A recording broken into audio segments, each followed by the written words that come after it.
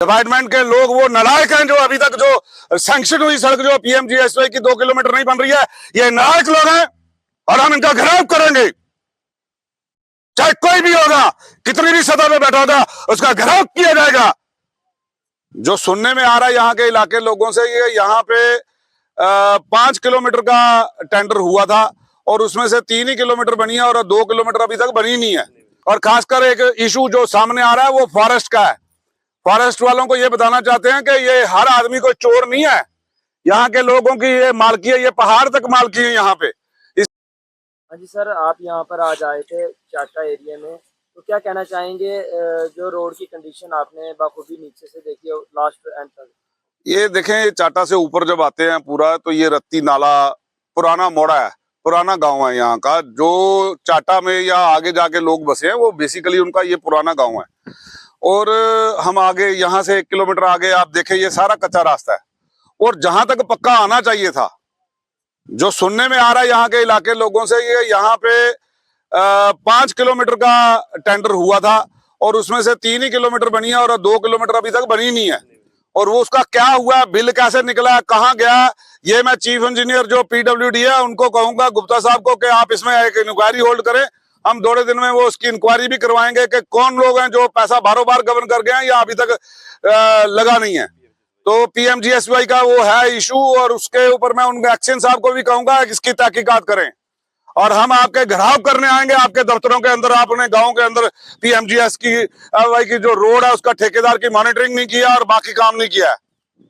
कोई भी काम हो उसको, अगर सरकार ने पैसे भेजे हैं वो लोगों में लगने चाहिए।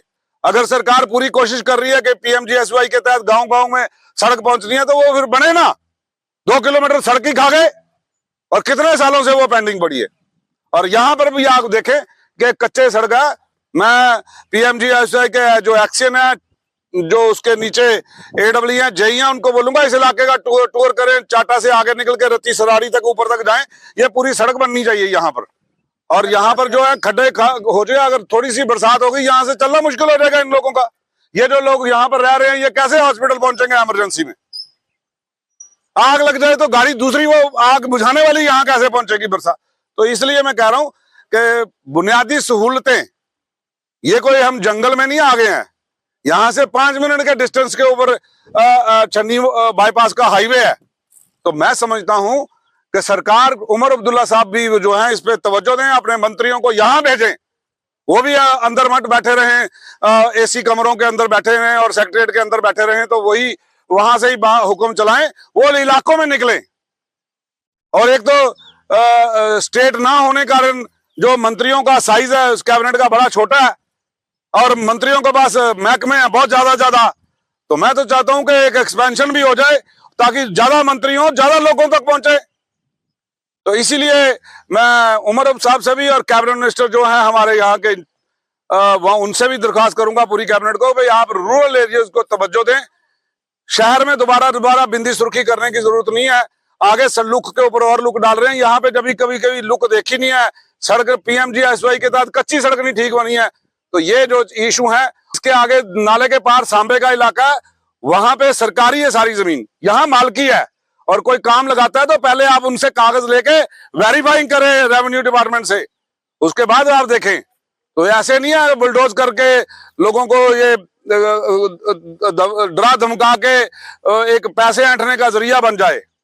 हम ये बड़ा इसमें कैटेगरिकल तरीके से, हम फॉरेस्ट मिनिस्टर से भी कहेंगे कि आप ताकीद करें अपने स्टाफ को कि पहले वेरीफाई करें लोगों की जमीनें हैं। अगर मलकियत जमीनें हैं, उनके कागज ठीक है, तो फिर आपका कोई अधिकार क्षेत्र नहीं है।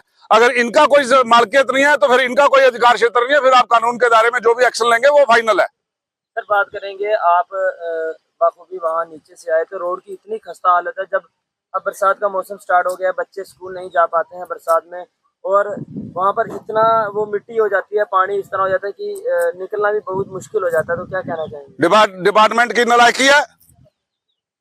डिपार्टमेंट के लोग वो नालायक हैं जो अभी तक जो सैंक्शन हुई सड़क जो पीएमजीएसवाई की 2 किलोमीटर नहीं बन रही है, ये नालायक लोग हैं और हम इनका घेराव करेंगे। चाहे कोई भी होगा, कितनी भी सतह पे बैठा होगा, उसका घेराव किया जाएगा। और फिर तब तक वो घेराव तोड़ा नहीं जाएगा जब तक वो हमारी यहाँ पे आगे इलाके की शक्ल ना देख लें और उसका काम ना शुरू करें। यहाँ 5 किलोमीटर का यहाँ पे ठेका हुआ, 2 किलोमीटर सड़क ही खा गए। कहां है वो चीफ इंजीनियर, कहां है वो एससी, कहां है वो एक्शन? बाहर निकले और काम करें, सड़कों पे आए। ये हमारी वार्निंग समझे। हम आपके दफ्तरों में आएंगे, दफ्तरों में घेराव करेंगे आप लोगों का।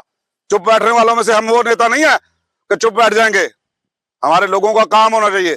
सरकार, अगर दिल्ली सरकार से पैसा चला है कि गांव-गांव तक सड़क पहुंचनी चाहिए, तो फिर वो पहुंचनी चाहिए।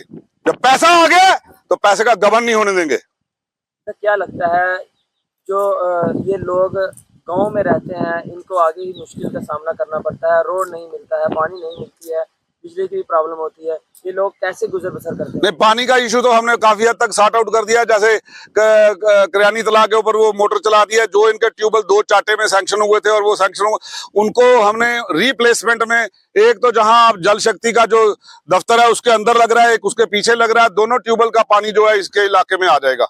वो तो इनकी काफी हद तक समस्या हल हो जाएगी। सड़क की जो है वो हम बता रहे हैं, हम इनको कल या परसों में हम जाके PMJSY के एक्शन को पूछेंगे।